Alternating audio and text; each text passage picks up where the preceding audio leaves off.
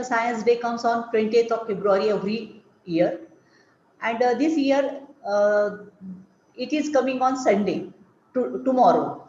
So we thought that in spite of celebrating this National Science Day on the single day, we are celebrating whole week, and hence we organize lecture series from eminent speakers.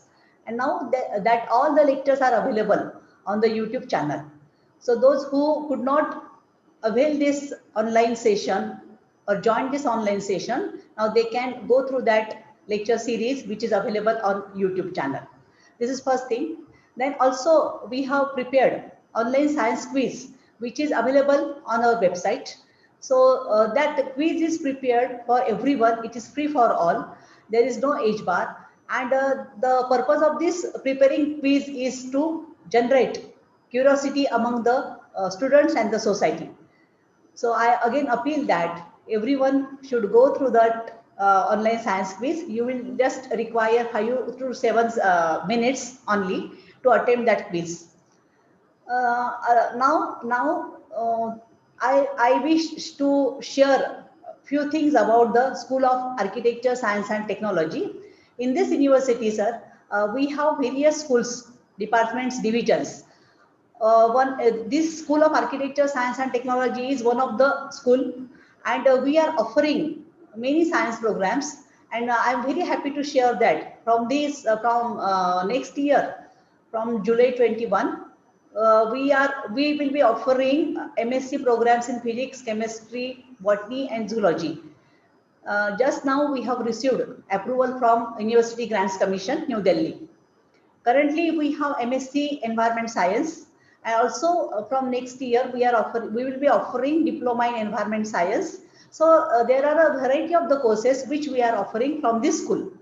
And since we should develop our scientific approach, scientific attitude in ourselves, we have started so many science programs.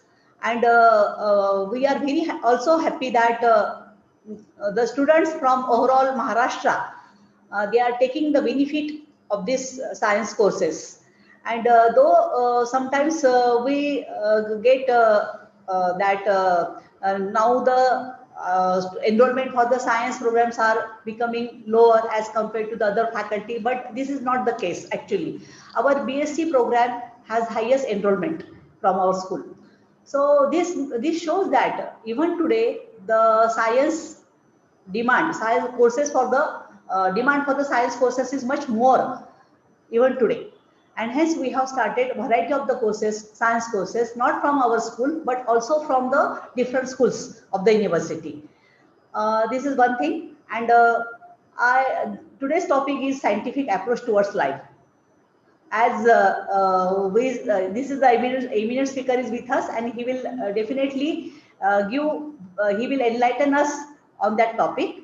But I would like to share that from the Constitution, which I read that in even Constitution it is said that we should develop scientific approach in the society and in the mind of the society or human being.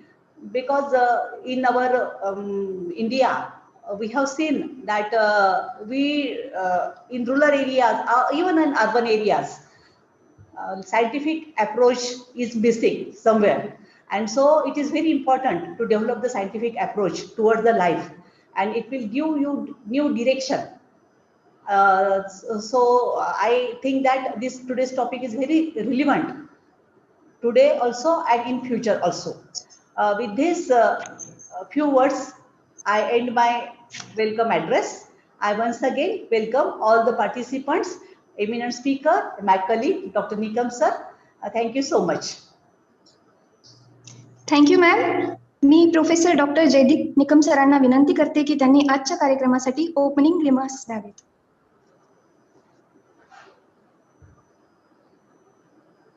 आजच्या व्याख्यानाचे प्रमुख व्याख्याते माझे मित्र doctor Gyandev Chopde sir, सर्व science and technology विभागाच्या संचालिका doctor More madam, माझे सगळे colleague Killedar sir, Kamalaskar madam आणि सर्व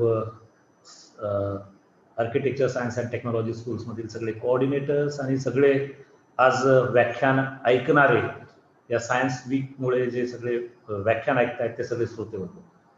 खरं तर आजचा मी जेव्हा टॉपिक बघितला सायंटिफिक अप्रोच टुवर्ड्स लाईफ, तर खरं आजचे जे व्याख्याते त्याला एक रिअल अशी पर्सनॅलिटी म्हणता येईल की त्यांच्याबरोबर गेले अनेक वर्ष मी काम करतोय.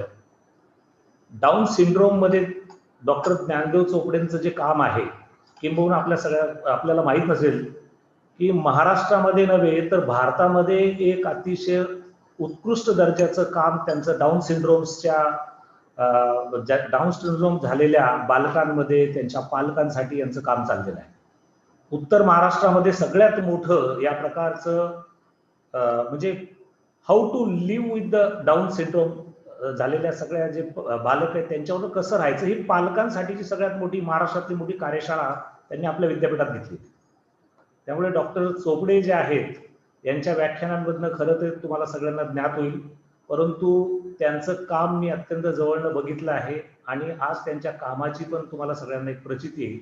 आणि महाराष्ट्रातल्या आपण योगायोगाने यशवंतराव चव्हाण मुक्त विद्यापीठ त्यांच्याशी फार पूर्वीपासून या कामानिमित्त जोडलं गेलेलं आहे.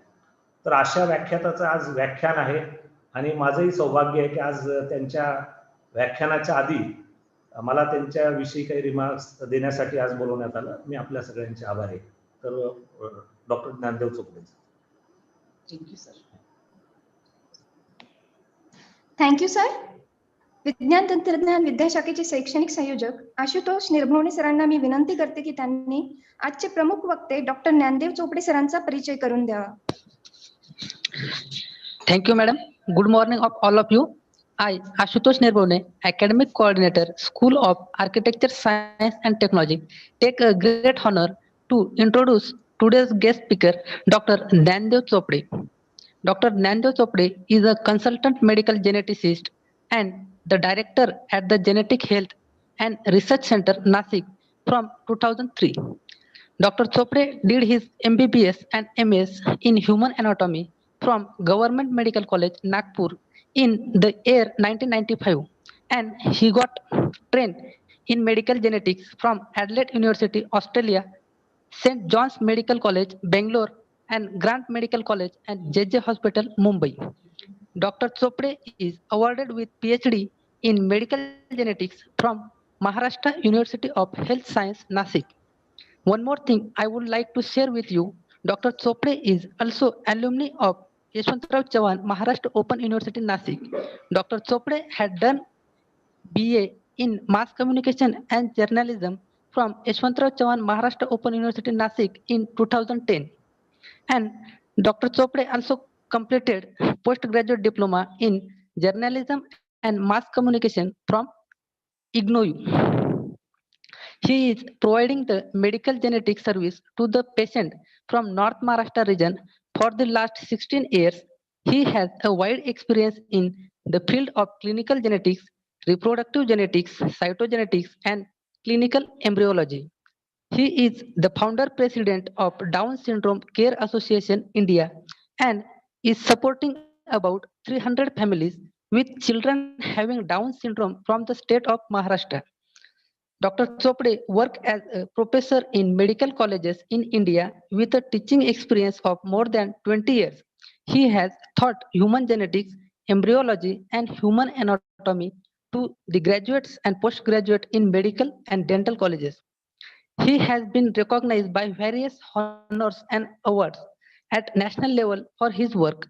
The various awards that he has received are National Medical Excellence Award, Bajaj Discover Positive Health Hero Award, Dr. Suresh Nadkarni Memorial Award by Maharashtra State Indian Medical Association, Dr. Vasantrao Gupte Memorial Award by IMA Nasik, and Social Service Award by Rotary Club of Nasik, Purush Shin Puraskar by Lions Club Nasik, International Award for Excellence in Medical Genetics 2018, Leva Icon Puraskar 2019. Dr. Chopade has remained as a faculty chairperson at many national and international conferences and workshops in the area of medical genetics. He has been interviewed by the All India Radio, many television channels, newspapers, and journals. Many times, for his expertise in the field of medical genetics, he has 10 research papers in reputed national and international journals. He had been an active member, Senate member of Preclinical Board of Studies and Genetic Board of Studies of Maharashtra University of Health Sciences. He is the chairman of PCPNDT Nasik District Advisory Board and member of the Nasik Municipal Corporation. Now I over to the Tejaswi Kadam madam. Thank you sir. मी आता doctor Chopde सरांना विनंती करते की त्यांनी आजच्या महत्वपूर्ण व्याख्यानाला सुरुवात करावी.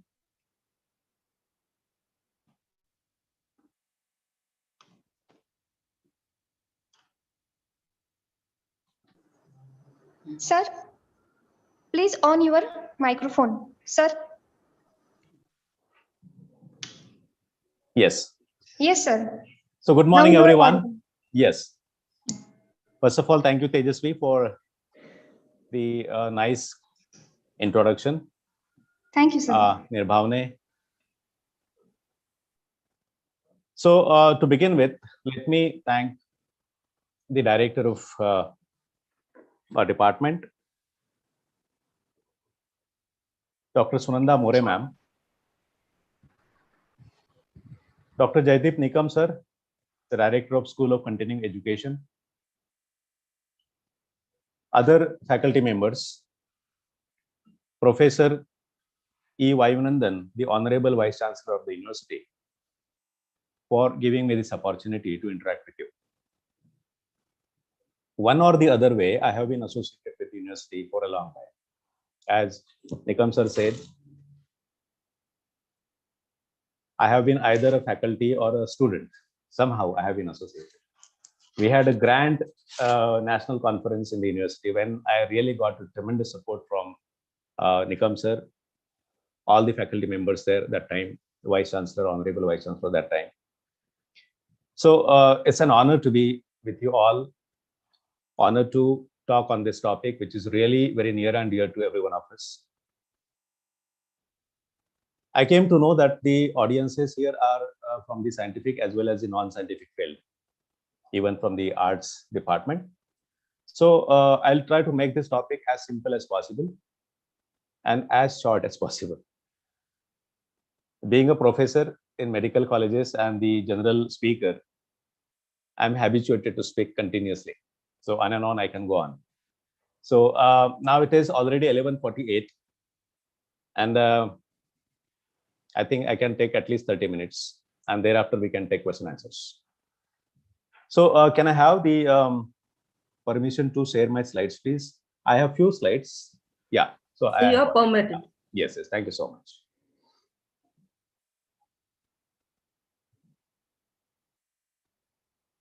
Yes.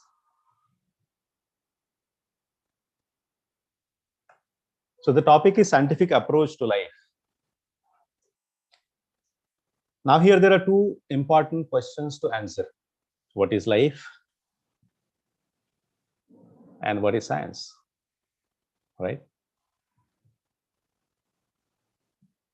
Do we ever look at what life is really for us?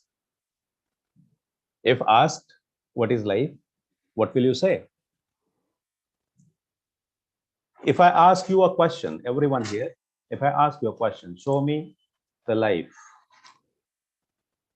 What would you show me and what would I say?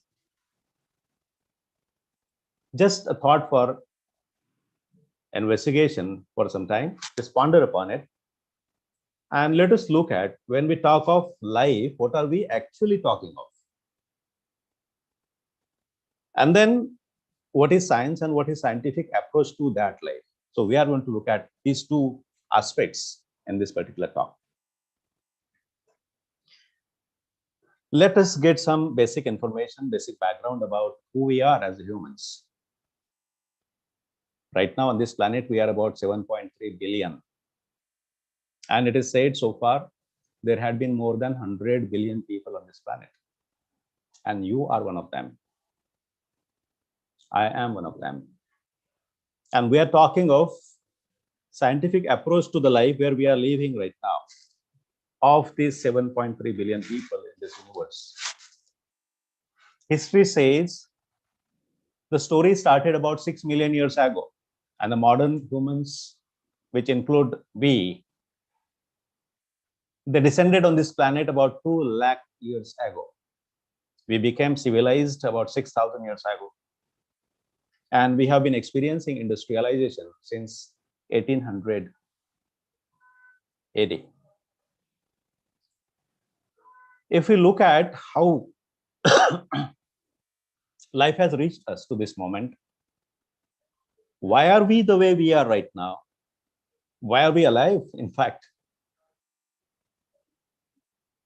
So rather, I would like to congratulate every one of you and congratulate myself that we are alive. We are alive on this planet right now. And life has passed down to us for thousands and thousands and thousands of years. We must congratulate ourselves that we are living right now on this planet, in this universe, with a lot of scientific and technological advances around us. We are living in the world which is created. We are living in the world with lot many gadgets around us which support us live happily, powerfully, peacefully. We need to question that. Really, is there power, happiness, and peace? But then, if we look at with the number of people living on this planet right now with limited resources, we are alive in itself is one of the very powerful things. So let us look at what I'm saying actually. There is one excerpt from one of the book. I keep on repeating this again and again in many of my talks, and this is very powerful and touching and inspiring. It is said, humanity wakes up at the dawn of the 21st century. Humanity wakes up, stretches its limbs, goes to the washroom, washes the face, observes the wrinkles on the face, makes a cup of coffee, and opens the diary to see what is there on the agenda today. Let us get it. What is there on the agenda today for us humans, for the humanity? We have lived so far. Now what next? What were our questions? So if you just look at the history of our existence as humans, it is full of misery, full of misery. If you just look at millions and millions of people were dying because of scarcity of food. They were starving, no food. Something used to happen, and millions of people, cities and countries used to get devastated because of want of food. Something used to happen, and people used to die like ants and birds. Millions and millions of people used to die simply because of something happening, and we never knew what happened. There were infections and we were not unaware of that. People were dying. They were having some fever, some trouble, and they used to die within few days. People were dying in wars. Wars used to happen. Nobody used to, or nobody was having that power to predict who will attack whom at what time and when. And communities or tribes used to attack other tribes for resources, kill them, snatch whatever resources they have. This used to happen. And if you just look at when was this happening, it was not long back. If you just go to the history 200, 300 years back, this is what was happening. We were not aware of what was happening. And how can we live that? We had the questions. How can we have adequate food? How can we control this something unknown and control that and live happily? How can we avoid dying? We had a question, how can we avoid being killed by other people, other tribes in wars? We had three major questions to address. And all our thought process was focused towards that. How can I have better and longer, better and more food? How can I protect myself from the unknown, you can say the entities which were killing people? How can I protect myself from the other human beings and the violence happening on the planet?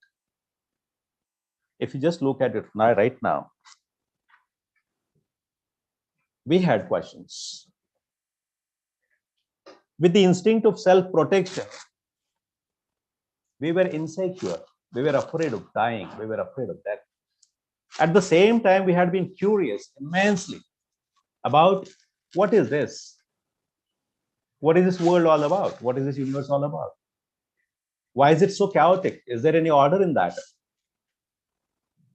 Are there any universal principles governing this universe?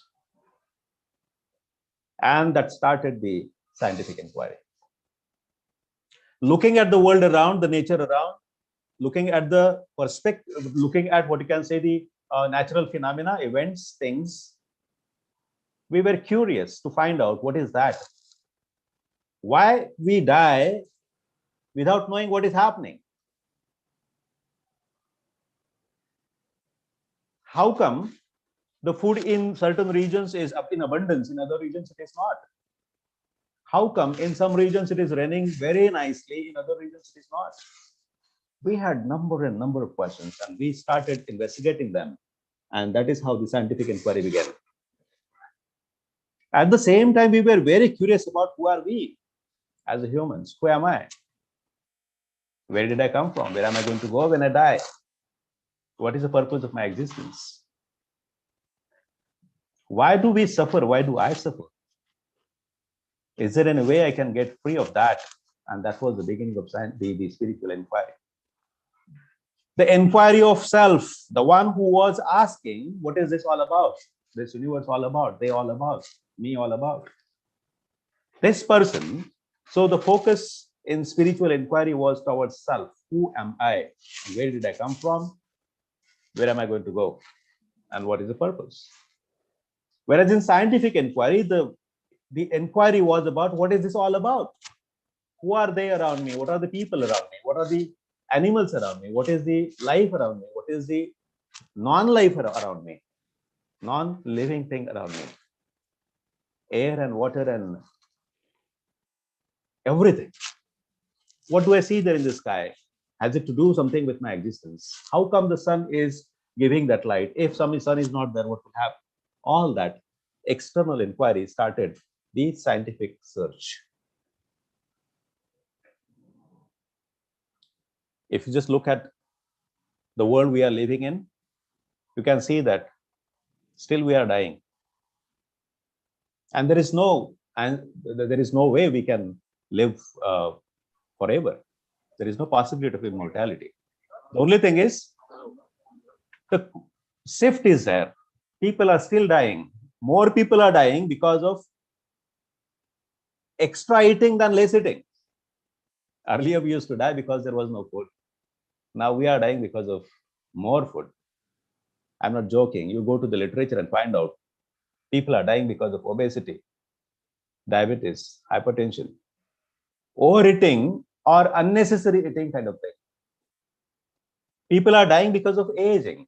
The scientific revolution has controlled, identified the microscopic organisms causing us to fall ill, sick. We identified them, we control them, we try to kill them, and whenever they impact us, they infect us, we just remove them and kill them. And as a result, we are living longer. And people are dying because of aging. Earlier, they used to die unknowingly at any age. Something happens and the child is no more or the person is no more. More people are dying today of frustration and killing themselves. They are killing themselves. They are doing suicides. Than actually they being killed by others in violence and wars. पहले क्या होता था? लोग मरते थे, कोई मारता था इसलिए. आज लोग मर रहे हैं क्योंकि उनको वो जीना नहीं चाहते. They are frustrated. More people are killed because of suicides than wars. This is the reality of the today's world. Now, with that, we have a question. If we indeed have brought famines, infections and wars under control, then what will replace them at the top of the human agenda? What is that on the agenda today? What are we going to do with ourselves? We have got tremendous and immense powers that science and technology has provided and is providing right now to us. Tremendous powers. Are we happy with that is the question. Are we living in the world we wanted to live in? Is this the world we want to live in? Are the questions we need to address. We are now looking forward to the healthy, prosperous, and harmonious world, the world worth living, the world which is full of happiness, self-expression, freedom, satisfaction, fulfillment. We actually are wanting that. Everyone, if you probe in for yourself and others, you will find that there is a want all the time. The want is, I want to be happy, I want to be happy, I want to be happy. Then, when we are talking about scientific approach, what are we talking about? What life we're talking about? Let us look at how do we know what we know about the world right now. About the world, when we talk of that, the world is including all that I see around me. All that I see, hear, feel, smell, taste. All that I have heard, smelled, felt, tested, and seen so far and right now. All that is the world in which I am living. The question again, I repeat. If I ask you to show me the world, the life you are living in, what would you show me and what would I see? Just keep pondering on that. We're talking about that world. And whatever we know, is that the reality is a question. So if I ask you what you know about the world in which you live, what you know about you yourself, whatever you say, the question is that the reality? Including all those scientific advances all around us, including all that knowledge that is there in the books,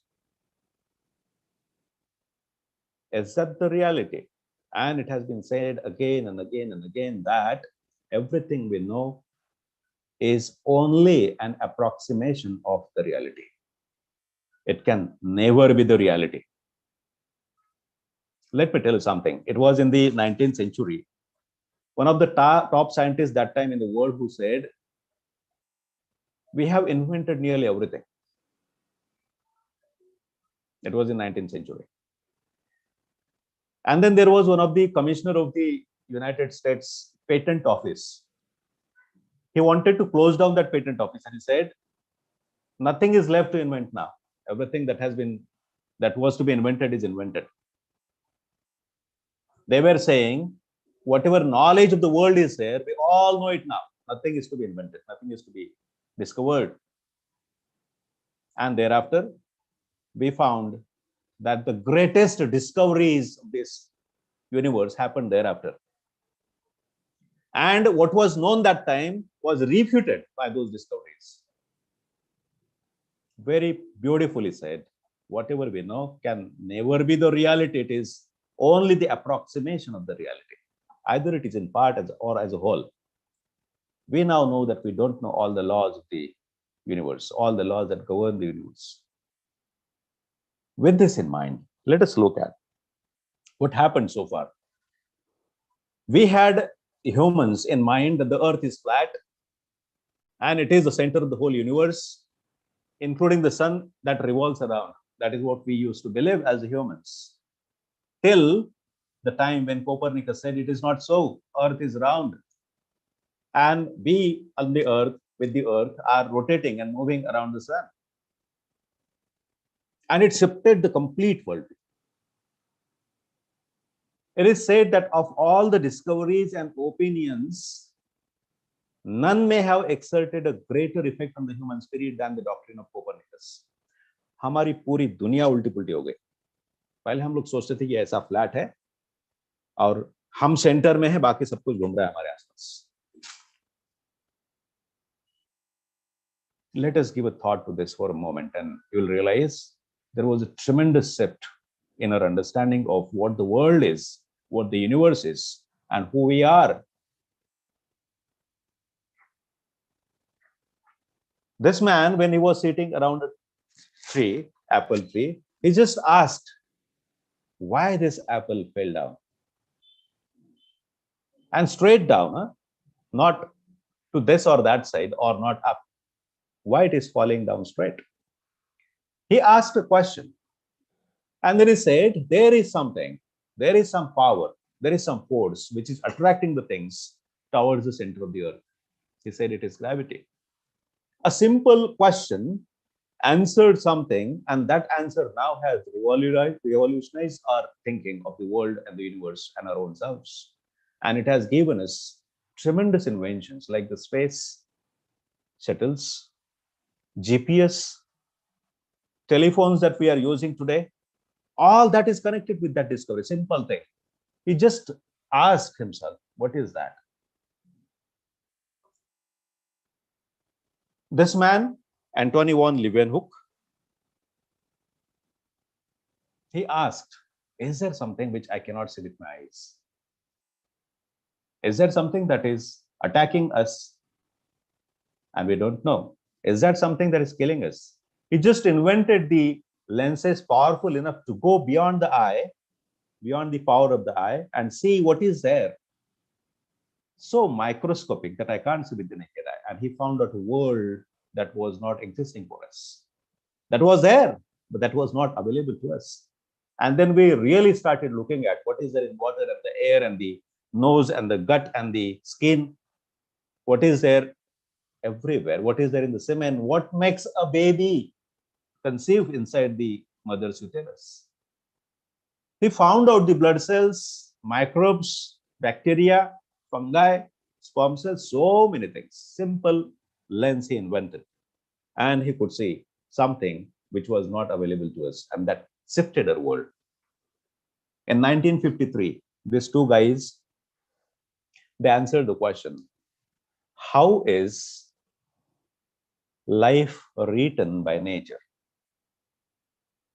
What is the nature and structure of that language nature has used to write you and me and the animals and the plants and even the microbes, the DNA?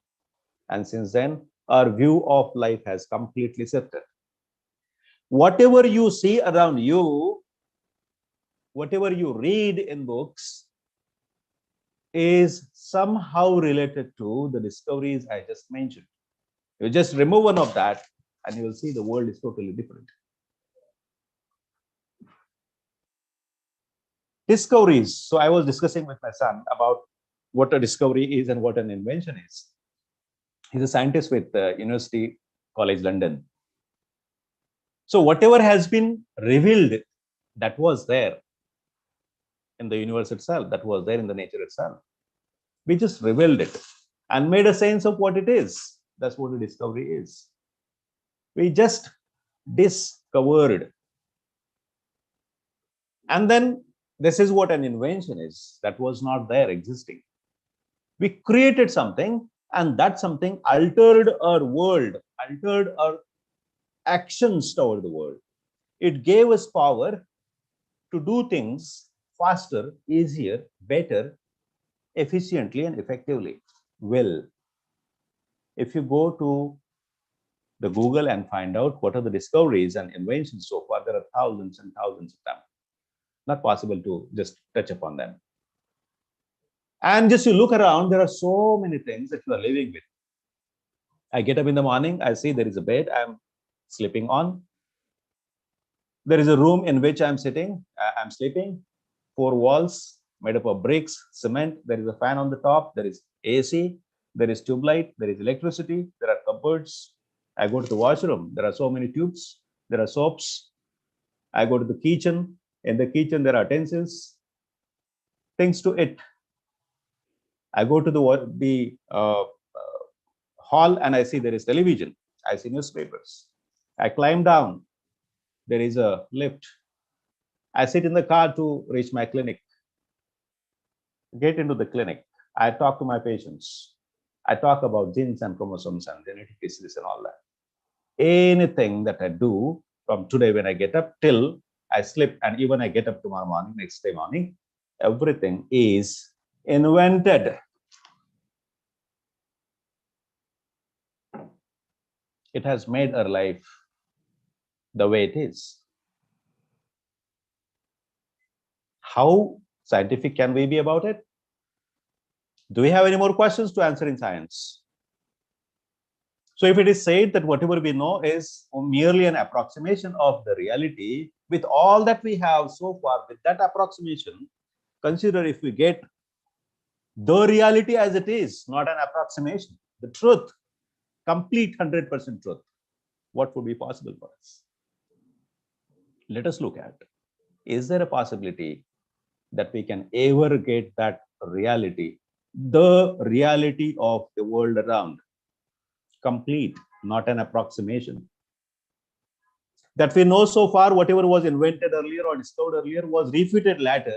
Newton, someone who was known to be one of the greatest scientists that time, some of his theories were refuted by the newer theories. So we say something today and tomorrow they say it is not the reality. So we have to keep always in mind, we need to learn things, new things, by observing, experimenting, doing scientific investigations, just to unlearn again and correct that. That is what has been happening, because so far we have been using the technology and methods which give us only the approximation. And why is this so, we are going to talk about. And is there any possibility through scientific approach of life getting the reality as it is? So what is scientific approach that we are using? Principles and procedures for the systematic pursuit of knowledge. We want to know whatever is not known. We are curious about knowing the nature's secrets, mysteries. Principles and procedures for the systematic pursuit of knowledge, involving the recognition and formulation of a problem. So first you must get what the question is, and then collection of the data through observation and experiment. You need to collect whatever data is required for answering the question that you have recognized and formulated, and then formulating and testing the hypothesis formed. Now here, in this approach, only one thing that as a human being we are doing is observation. A very systematic observation. We had been observing the universe for a very long time, for thousands and thousands of years. Now we have started, for the last 300-400 years, we have started doing that inquiry, that observation in a very systematic way, in a very controlled way. That controlled, systematic way of revealing the mysteries and getting the knowledge by asking a question: what, when, where, how, why. Getting an answer to these questions in a very systematic, controlled, experimented way is what scientific approach is. With this, if this is only the observation, because for collecting the data is the one which is going to give you the answer to the question.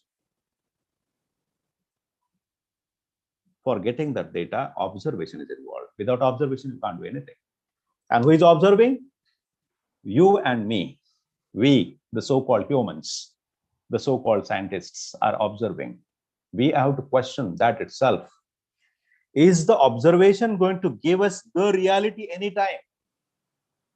So when I'm talking of the scientific approach to life, what I'm talking about is I'm investigating the reality of the world in which I'm living, including myself, by asking the question, what is this world all about? Who are they? Who am I here?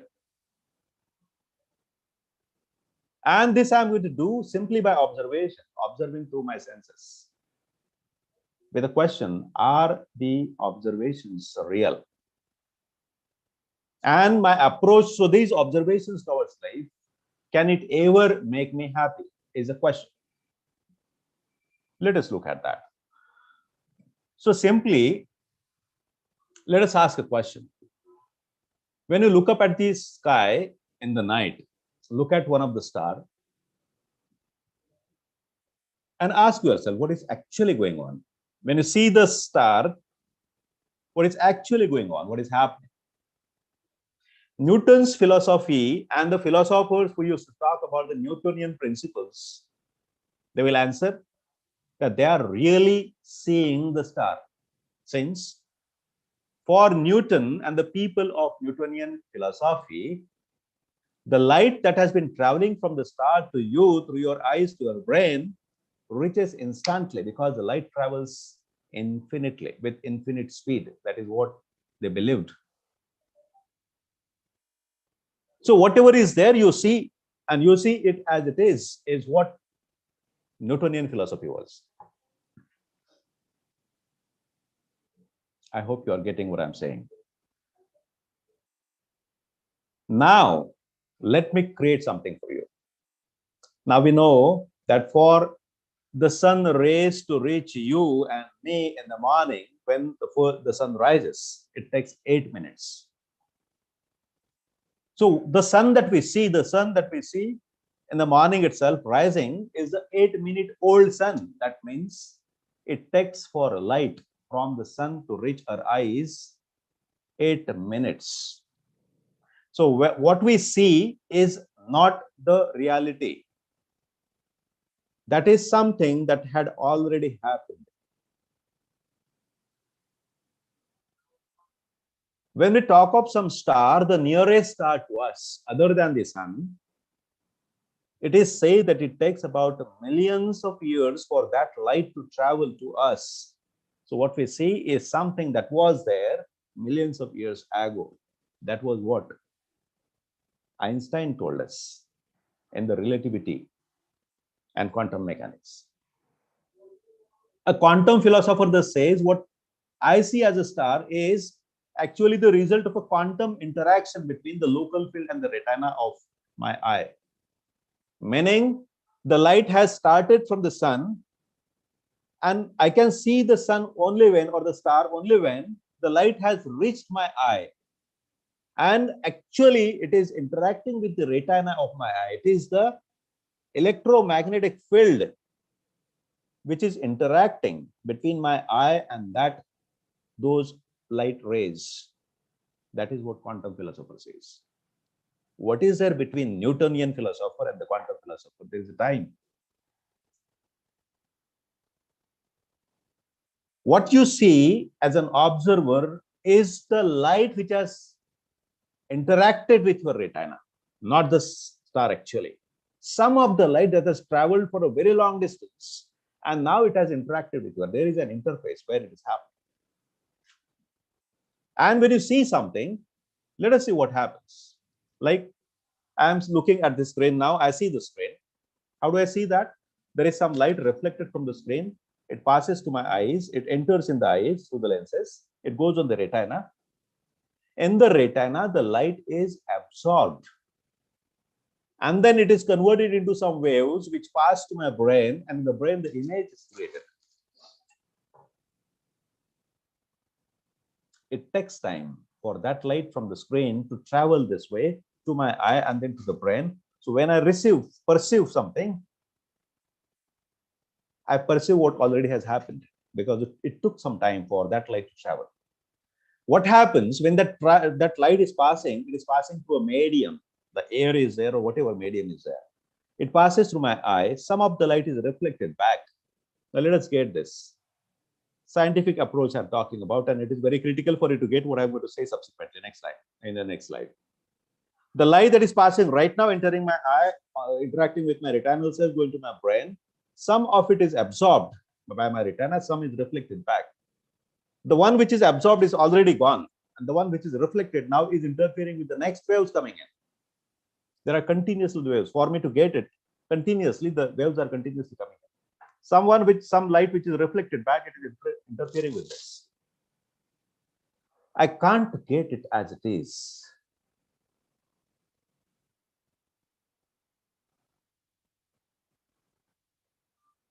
Energy is being absorbed from the field by your eye, and the local field is being modified as a result. The local field, meaning where actually the light waves are interacting with the retinal cells, there the field itself is altered, as if you are taking a dip in the river, you're coming out. Something has happened at the skin. You felt something, you received something. All those old sensations have passed from your skin through your nerves to your brain. And now the system is altered. Next time when you take a dip, the sensation is altered. The observer himself is altered.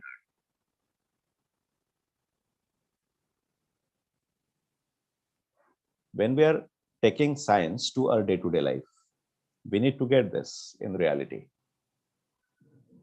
The scientists doing science in the laboratory has some way, has some access to control the things. For us, non-scientists living in life on day-to-day basis, we don't have the control. We don't have the experimental setting. What we have is our own perception only, based on which we are talking about what is real and what is unreal. For us to take the scientific approach to life, we need to get that.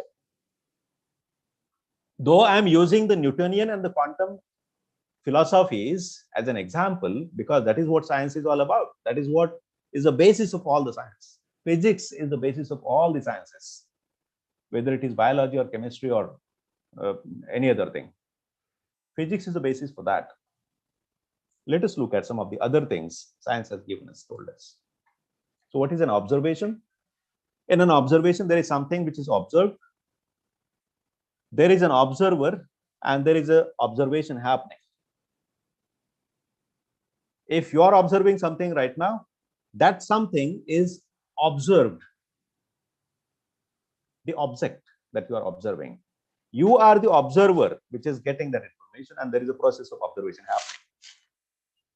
In Newton's mechanistic world, it was a deterministic approach, meaning they used to believe what they see is the reality as it is, and the observer has nothing to do with it. We used to believe that whatever we perceive through our senses is the reality as it is. And that is not observed, that the phenomena of observation is not affected anyway by the human observer. That was what Newtonian philosophy was. But in the quantum theory, now we come to the subatomic particles. In quantum theory, we believe that there are atoms, and inside the atoms there are quanta, the small particles. These small particles are involved in that process and they are altered. The process of observation involves the object's interaction with the observer at the subatomic particle level. Meaning inside my retina, the retina cells, inside the cells there are atoms which are getting influenced by the light that passes in. Something happens, those subatomic particles are getting altered, and the information is going through waves to my brain. Next wave comes in, the retinal cells are already altered. And this is in continuation. The observed, the observation, and the observer all are in continuity. Everything is in continuity at the subatomic level. That is what that quantum theory says. It is the observer which is a part of the observation process. So when I'm saying something, that something is not the reality as it is. I am the part of that something also.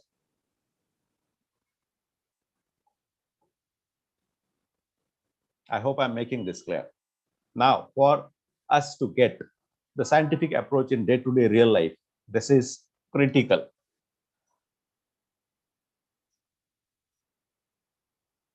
Modern science says basically there is oneness in the universe. At deep fundamental level, the separate parts of the universe are interconnected. You, me, the space in between, the sun and the moon and the galaxies, the Americans and the Indians, the Muslims and the Hindus, everyone. The water and the air and the fire, everything is interconnected. That is what the modern science says. There is oneness in the universe. You can't be separate as an observer than the observed, is what the modern science says. Observer's consciousness influences the process of observation. So what is being perceived and what is there in my consciousness alters what I'm going to observe subsequently. or whatever is observed is altered by what is there in my consciousness at that time. In fact, there is no more a mere observer, but rather the participator in the event. You cannot take out yourself separate of the event of observation. You are a part of the observation process. It is said the ideal observer is someone who causes no perturbations to the system, being observed. Matlab, the observed and the process of observation is independent of the observer. This is what the ideal observer is. An observation made by such an observer is called objective observation. So we are questioning, can there be an objective observation ever possible? In our day-to-day life, we routinely assume that our observations are objective. That is how we are living. We assume that whatever we observe through our senses is objective observation. And the reality of the world as it is. Let me talk this again. Let me say this again. This is really very critical. While going through day-to-day life, we assume that whatever we observe is objective. Our observations are objective, meaning we get the world as it is. Living and non-living thing around us, people around us, and we ourselves, we get it as it is. This is how we believe and we assume. That is how we live life. That's what in an ideal observership, it is supposed to be something like the observation and the observed is not altered by the observer. But what is the reality? Reality is a real observer always causes an unnecessary perturbation of some kind. And that's why scientists and we also must remain alert in our efforts to minimize the magnitude of this perturbation. I'm not going to talk about this jargon of the science. I'm going to get to the reality in the life itself, in day-to-day life. Let's look at that. So what are the questions that we have to answer then? That science has discovered so many things, invented so many things. Look at around you and you will see that most of us, most of the world, most of the people here are resigned about why the world is this way. And we are very cynical about it. We are unhappy, unsatisfied with so much of scientific revolution, inventions, discoveries. The question we need to ask and investigate scientifically now is, with so much of advancement in science, why is happiness missing? Why people are not satisfied? Why are we so resigned and cynical about life and ourselves? We are always in want of freedom, satisfaction, self-expression. And you will find here with this question, we need to shift the focus of the investigation from observed to the observer. We are asking the question about why am I not happy? Why am I not satisfied? Why am I not satisfied? Why are you not satisfied? You and I, the so-called observers who are observing the world and living inside that world, why are we not happy? For a simple reason, scientifically, science has said so far, is the observation we do can never be real. It is only the approximation of the real. But unfortunately, we believe what we observe is real. Let us make it simple.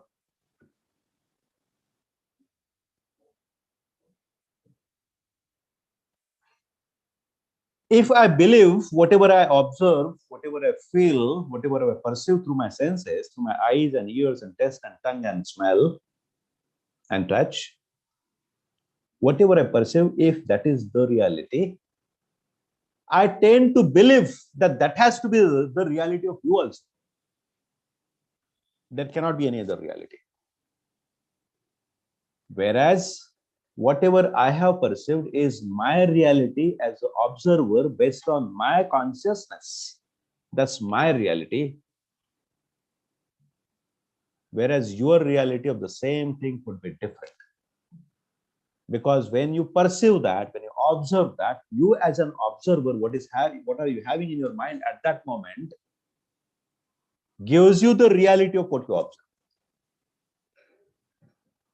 Let me put it again in a simple way for you to get.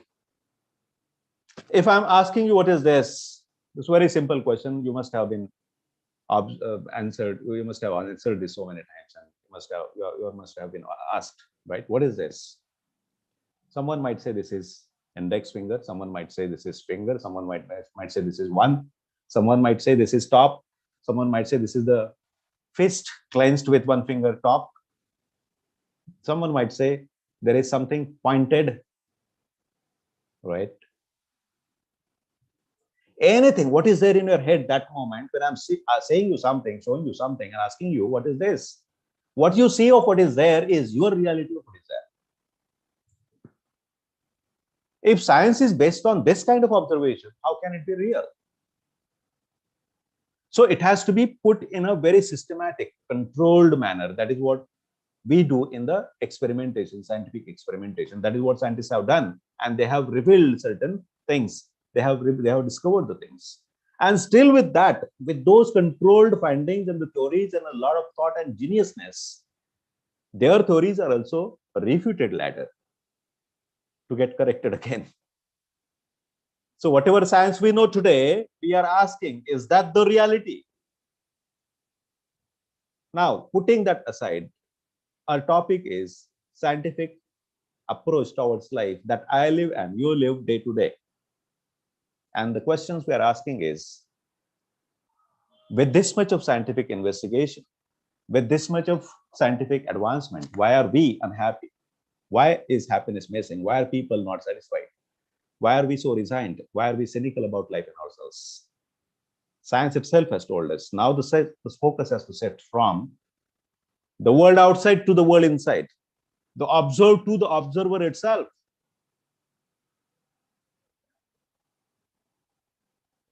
Earlier, we used to see it this way. Science has to do with outside world and spirituality has to do with the inside world. Now we are coming together and we are saying we have to investigate this in a very controlled and systematic way. The one who is observing, the one who is asking itself, the observer, the focus has to set. And now let us look at, with the current scientific reality, whatever we know through whatever science has said, if knowledge has to be passed on to the next generation, if knowledge has to be passed on to the next generation, imagine a situation that all the scientific knowledge in the world is to be destroyed now. All the scientific knowledge in the world is to be destroyed now, and only one statement in a single sentence with minimum words has to be passed on to the next generation of creatures. What would that be?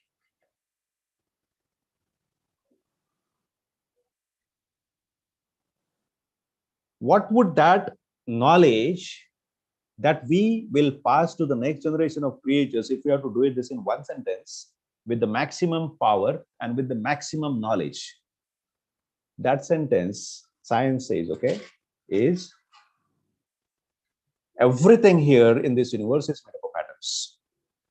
The small tiny particles which keep on spinning and revolving continuously. When they come closer, they attract one another. And when they are squeezed, they repel each other. Those who are from scientific background can get it, possibly. Let me repeat this.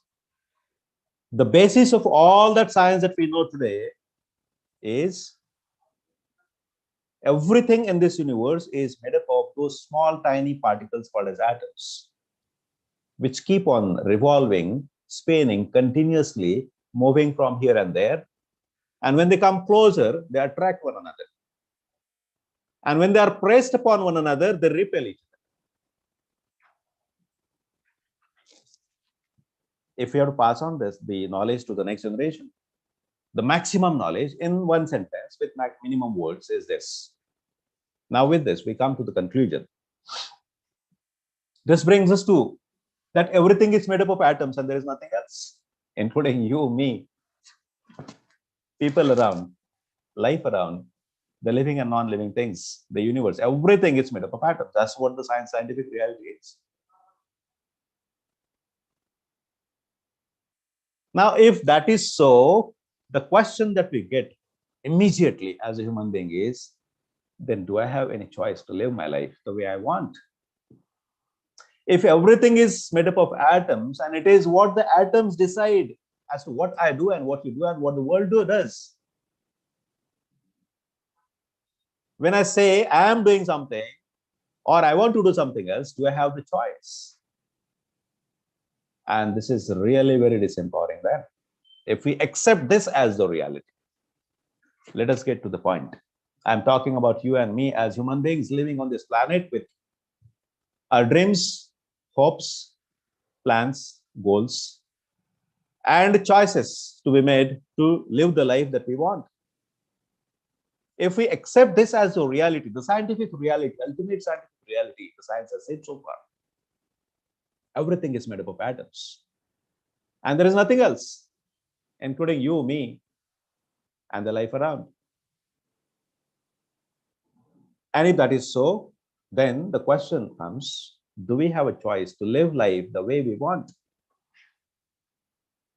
Can we ever get the reality of life itself? Like, who am I? Who are they? And what the world is all about?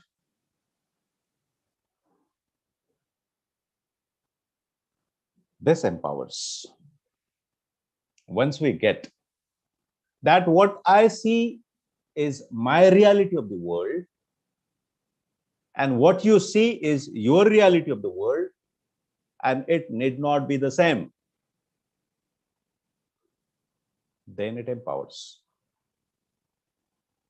If I say what I see is the reality, and your reality has to be the same reality of mine, then there is a conflict. In day-to-day life, when we are living, we are talking to ourselves as to who am I, who they are, and what the world is. I'm talking to you as to what the reality is. I'm talking to them as what the reality is in the world out. And there is a conflict all the time happening because what I see is my reality, and I believe and assume that that has to be the reality. Whereas their reality is different. And they say it is not this way. So they say this is one, and I say this is finger. And there is a fight because they are insisting this is the reality, and I'm insisting this is the reality.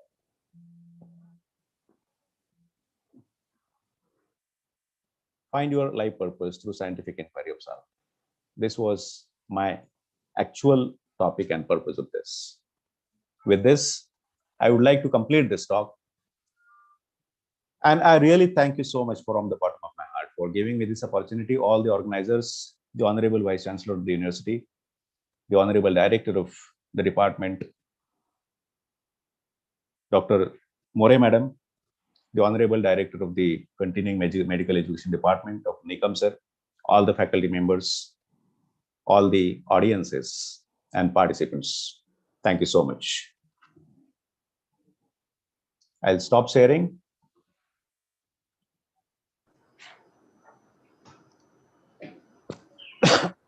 Yeah, back to you, ma'am. Yeah, it's a brilliant lecture, sir. Thank you so much. Brilliant presentation. And very thoughtful.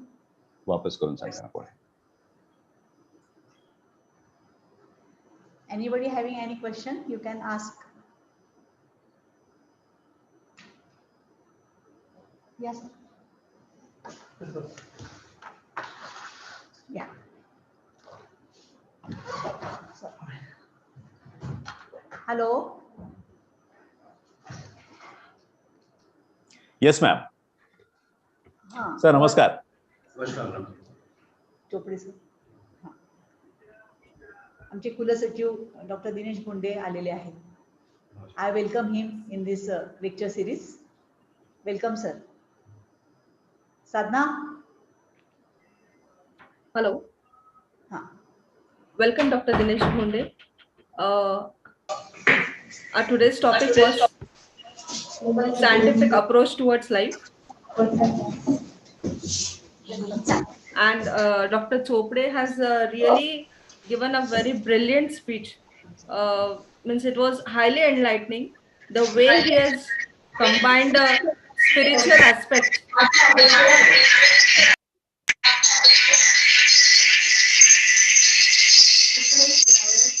I think there is some noise coming in.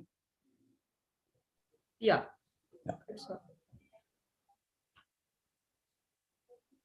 Hello.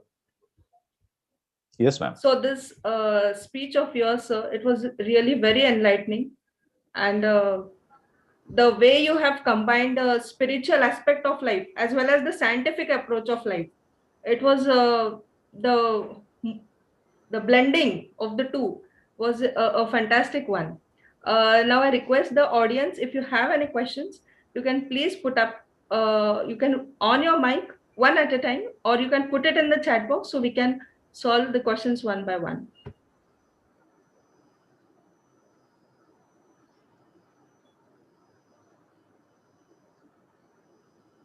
You can check the chat box.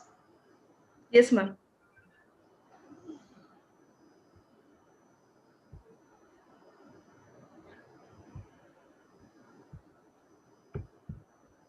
There are no. Yes, Tejasvi, ma'am. Someone has Okay. posted life cycle. Someone has posted about life cycle, something like that. Dunia ulti pulti hoil. Life cycle, life science. There is no question as such.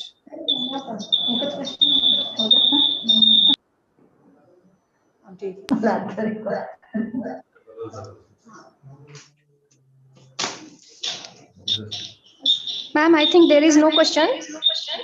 एक minute तुमचा mike चालू आहे बोलत madam, तर noise आहे तुमच्या लेवलला. Sir तुम्ही तुमचं पीएचडी हे मेडिकल जेनेटिक्स मधली आहे. Yes, ma'am. So can you throw some light about the genetics aspect and related with our pandemic current situation? Yes. So actually, I would have loved to give a topic on the lecture on genetics, but when I saw the topic scientific, so I didn't think this would be right to talk only about genetics. So that's why I didn't cover genetics in this. So let me give you some idea about genetics. So genetics right now is a field where we are actually investigating where is it is written why life is the way it is, why I am the way I am, why the virus is that way, why the virus is attacking us and killing us. We are actually looking at what is that language, how can we alter it such that that virus will be inactive. How can I alter my language or create barriers such that the virus will not enter inside my cells. For now, we know that the virus which is there, it has got a RNA inside. And this RNA, when the virus enters inside our body, this RNA is causing downfall in our immunity. It is attacking the different tissues. It goes inside, it keeps proliferating, and it is attacking our tissues. So viruses are there. There are millions of them.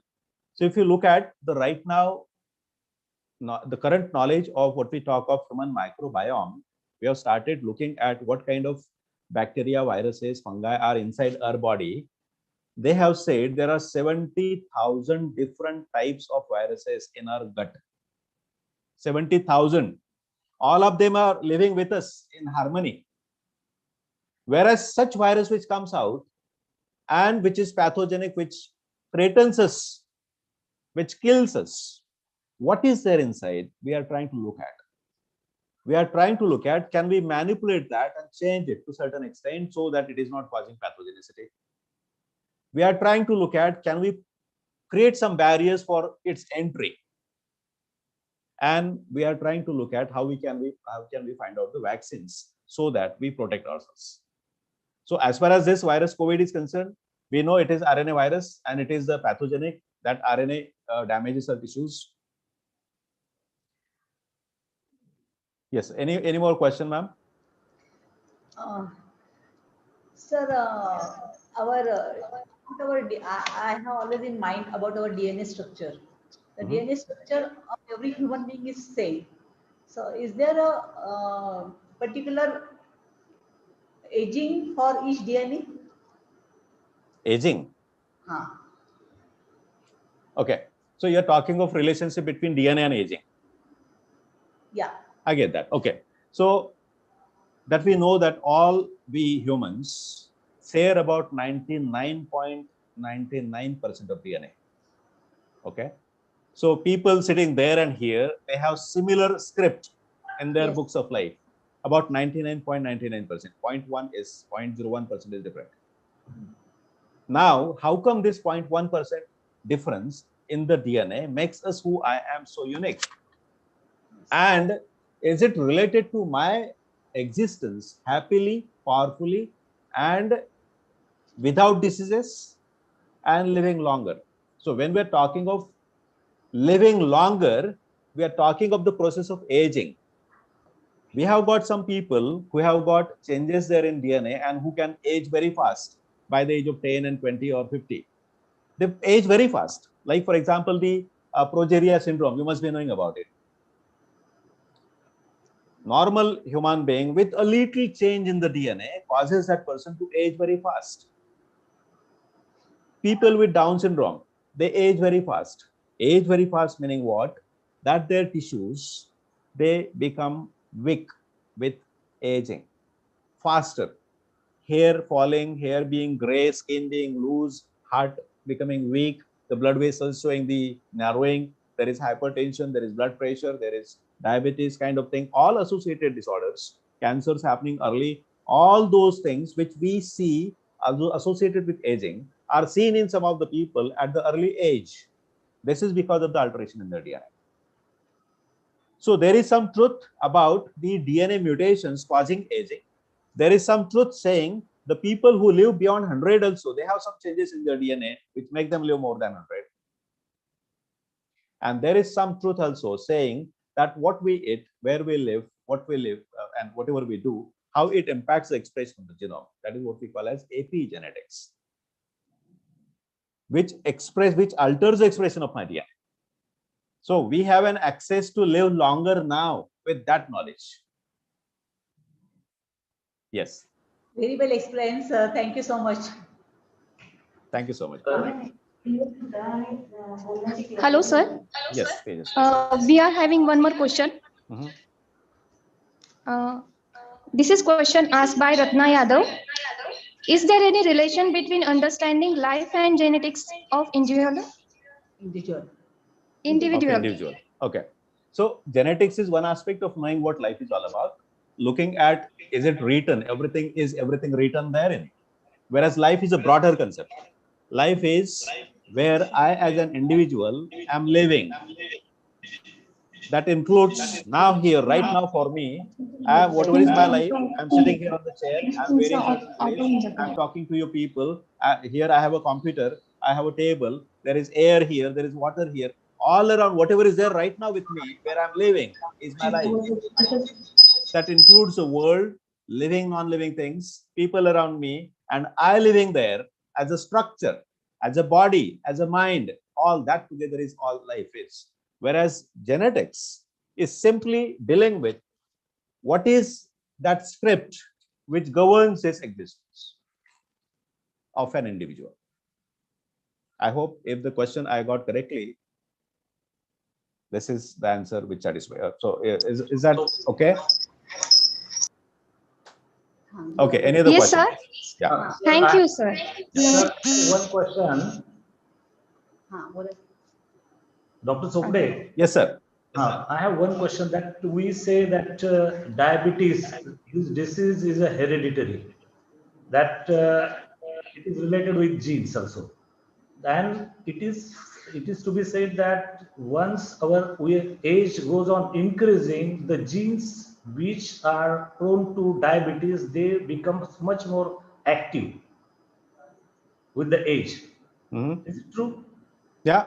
So we are not talking of the gene which for diabetes. We are talking of the gene for insulin making is not adequate enough to produce the insulin required. That is one thing. Second thing, when we talk of the adequate insulin, we are talking of the amount required for the body which is growing, obese. At the same time, sometimes with aging, there is resistance to that insulin. So body cells are not responding to the insulin the way they are supposed to. There are so many different ways. There are types of diabetes where there is a gene defect which causes diabetes. So you will see some children born with diabetes mellitus since birth itself, where we need to inject them insulin to survive them. The diabetes that happens with aging is associated with our lifestyle also. What you eat, where you live, how do you do exercise, do you have any habits, all that, depending on whether your lifestyle is damaging those cells or whether your lifestyle is making those cells inadequate for making the insulin or inadequate for responding the body cells to the insulin. So it is a gene environmental interaction which is deciding whether you will have it or not. Because I have read on the gene repair therapy. Yes.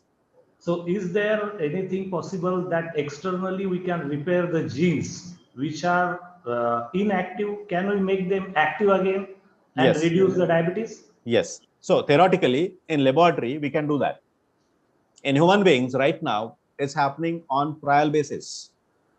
For a number of diseases, they are trying to manipulate our genes and introduce them in the body to make the gene active or to introduce the product of that inactive gene so that we are getting the benefit. So gene therapy is coming in now. For a number of diseases, it is on its way. For certain diseases like Duchenne muscular dystrophy, very common in our country, Duchenne muscular dystrophy, the baby is born, and then after 3-4 years, usually it happens in males only. After 3-4 years, you will see that the child cannot walk properly, cannot run properly, and by the age of 20-25, the child dies. So it's lethal disorder. Now, in this condition, they are bringing in some drugs, which are gene therapy drugs. The cost is in crores. And still we have to get the exact results. It is on its way. Theoretically, yes. In laboratory, we can do it. Inside the body, how it will behave and what cost it will have is yet to be assessed properly. Doctor, you must have read about Dr. Tripathi, who was doing the research on external repair of genes. He had It's from given Mumbai. lectures. He had given lectures in our university also, Yes. 8 or 10 years before. Yeah. So that time, what he said that there is a possibility, and he's doing a lot of research. I think his company's name is Virtus Labs. They were doing the gene repair therapy. Right. Once that entire what his research will be completed, what he said that it will be possible for a diabetic person that externally we can repair the genes and he can become a non-diabetic. That's true. Yeah. So research is happening. Diabetes is a very simple thing that way, sir. With diabetes, we are surviving, we are living. There are so many diseases. I have thousands and thousands of different diseases where life is challenged to such an extent it is not possible to live. People die. We are talking of those disorders, and there are so many researches happening all over the world, including my setup here in Nasik. We have established a company here in the name of Gataga Therapeutics. We are trying to identify the molecules, the targets. Actually look for where there is a mutation, how we can correct that mutation by doing the molecular alteration. So we are finding out that that's happening everywhere in the world right now. Thank you. Yes, sir. Thank you, sir. Sir, we are having one more question. Yes, Tejas. By Sanjuni Mahale, madam. Is cancer hereditary disease? So cancer is said to be multifactorial in a sense. Genes create susceptibility for cancers. Let me make it simple. Oh, sorry, just 1 minute. How did I do it? Okay. Cancers are said to be multifactorial. or polygenic. In a sense, there are multiple genes involved, and at the same time, multiple environmental factors also involved. If someone is having a gene mutation for the cancer susceptibility, with the appropriate environment, that gene will cause cancer. In absence of that environment, this gene need not cause cancer. Let me give you an example of breast cancer. We see people who have got breast cancer, particularly in females, they have got the gene mutation called as BRCA1. 80% of these women will get cancer. Gene mutation is there. 100 women, 80 will develop the cancer, 20 will not develop. Those who will not develop, why they don't develop it? It is because of their environment and because of the rest of the genes other than the BRCA gene. So that's what we call as it is polygenic. Some of the cancers are seen hereditary, inherited, whereas some cancers they happen suddenly, like inside our in our lifetime itself. We are doing certain things like smoking. Recurrent smoking for a very long time damages the DNA, and the body is unable to repair it to the extent it is damaged. And that damage then causes the DNA to lead to cancers. Yes. So cancer is polygenic, also called as multifactorial. Environment also plays a great role in that. Yes. Thank you, sir sir. एक छोटासा प्रश्न आहे Yes. Sir छोटासा प्रश्न आहे हा. Just you said in your lecture genes are same in human beings म्हणजे काय पुरुषांमध्ये आणि स्त्रियांमध्ये जीन्स सेम आहेत Little difference is there. Okay Yeah. But there is a drastic difference in externally Yes. Okay so why it happens sir Right. Now, if you just look at the chromosomes at a chromosomal level, we have 46 chromosomes in 23 pairs. It is only the last pair which is different. Right.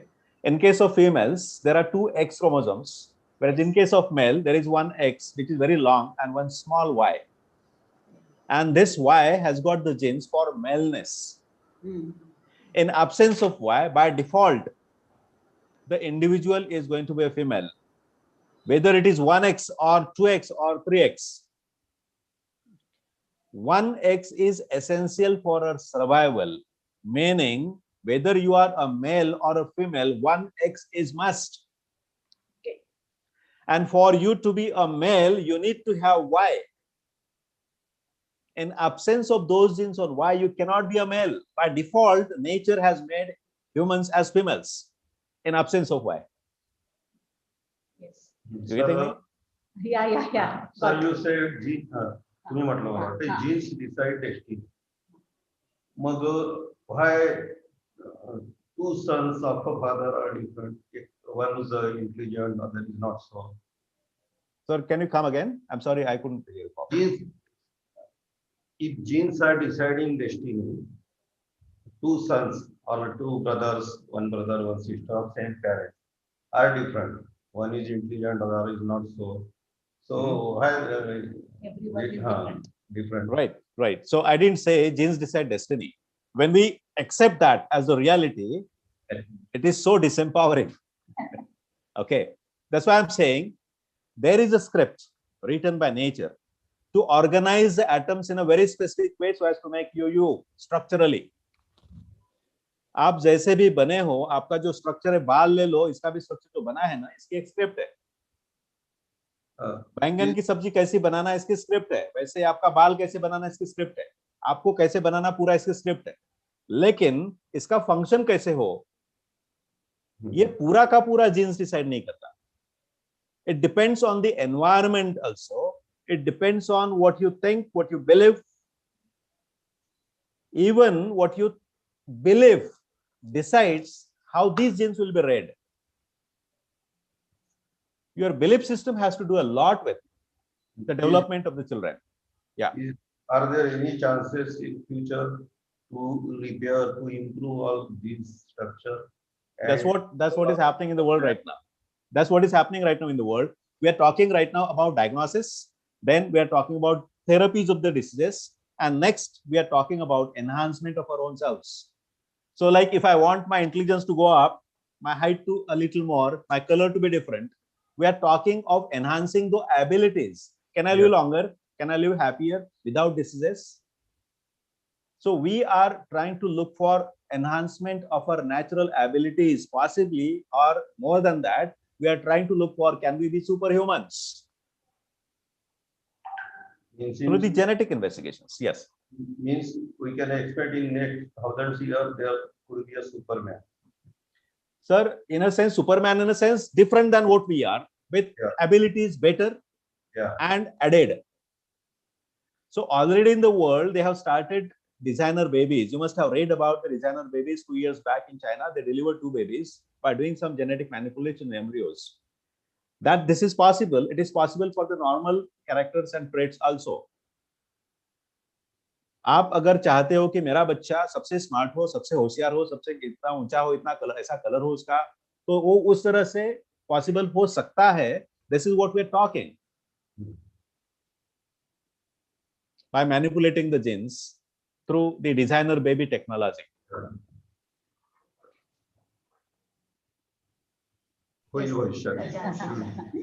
खूप interesting topic आहे sir हा. Yes, ma'am. Yeah. Yes नाव Tejaswi. Thank you sir. हा विषय खूपच vast असल्यामुळे प्रश्नही आपल्याला खूप मिळणार आहेत, पण इथे वेळेचं बंधन आल्यामुळे आपल्याला थांबावं लागतंय. मी विद्यापीठाचे कुलसचिव डॉक्टर दिनेश भोंडे सरांचे स्वागत करते आणि सरांना आजच्या कार्यक्रमाच्या कन्क्लुडिंग रिमार्क्स साठी आमंत्रित करते. नमस्कार. आपल्याला माहीतच आहे, मागील 7 दिवसापासून सायन्स आणि टेक्नॉलॉजी AST स्कूलने सायन्स डेच्या निमित्ताने सायन्स आठवडा साजरा करायचं ठरवलेलं आहे आणि आज त्याचं शेवटचं पुष्प आहे. मला वाटतं सायंटिफिक लेक्चर्स ठेवलेले आहेत आणि विविध कार्यक्रम ठेवलेले आहेत. तर आज आहे ना सायन्स डे 28 तारखेला आहे, त्यामुळे उद्याही एक लेक्चर ठेवलेलं आहे. चोपडे सरांनी जे सायंटिफिक अप्रोच टॉवर्ड्स लाईफ याबद्दल जी माहिती दिली ती अतिशय उपयुक्त होती आणि कुतूहल निर्माण करणारी होती. पुढील 100-200 वर्षात माणसाचं जीवन बदलणार आहे, त्या अनुषंगाने रिसर्चचे प्रयत्न सुरू आहेत आणि त्यात यश सुद्धा मिळत आहे. पहिली स्टेप जसं त्यांनी सांगितलं की जे आजार आहे त्या आजारापासून मुक्तता मिळण्याकरिता जीनचं स्ट्रक्चर कसं बदलता येईल आणि त्या दृष्टीने प्रयत्न सुरू आहे. मला यातलं जास्त कळत नाही इंजिनिअरिंगचं असल्यामुळे, तरी पण जे साधे प्रश्न होते मी ते त्यांना विचारले आणि त्यांचं ते इथे आले, त्यांनी सदर लेक्चर दिलं, त्याबद्दल मी त्यांचा विद्यापीठाच्या वतीने आभार व्यक्त करतो आणि आपले 2 शब्द संपवतो. Thank you sir. Thank you so much. Thank you, sir. So once again, I would like to acknowledge the Honorable Vice Chancellor, the Honorable Registrar, the Honorable Directors, all the staff members, and the audiences. Thank you so much for giving me this opportunity. Thank you. मी माझे सहकारी doctor Bharat मोरे सरांना विनंती करते की त्यांनी कार्यक्रमाची सांगता आभार प्रदर्शनाने करावी.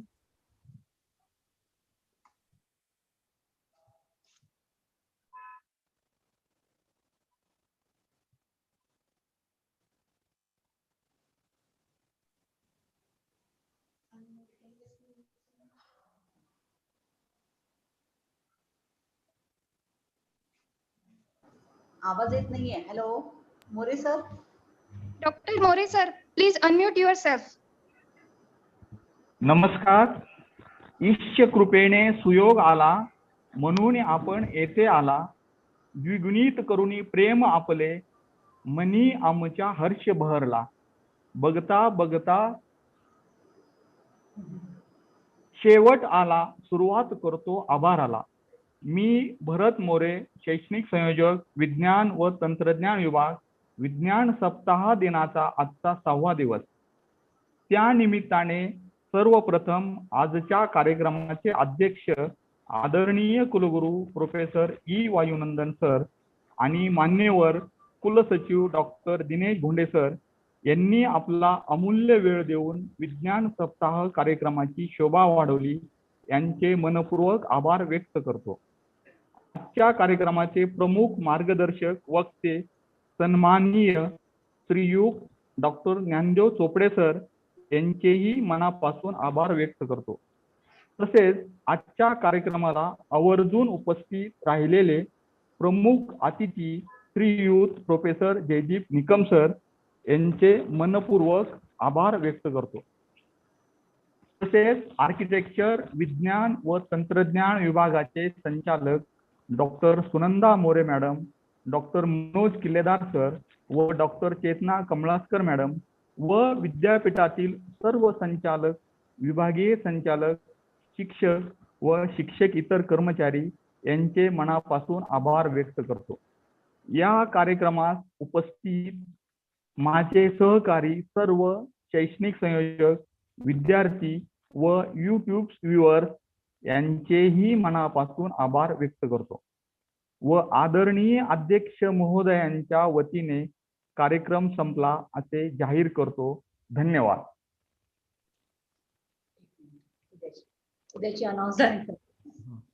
Thank you, Bharat More sir. I'll make a short announcement for tomorrow's program. Tomorrow is the National Science Day celebration, and I'm happy to announce that YCMOU, along with Science Forum Nasik, is inviting you all for a online session on Zoom platform. The topic is 2020 Nobel Prize in Physics, Black Holes Are There by Dr. Girish Pimpre. So I hope you all would be present there right at 11:30 a.m. With this short announcement, I declare that session for today is over. Thank you one and all. Thank you. Thank you so much. Yeah.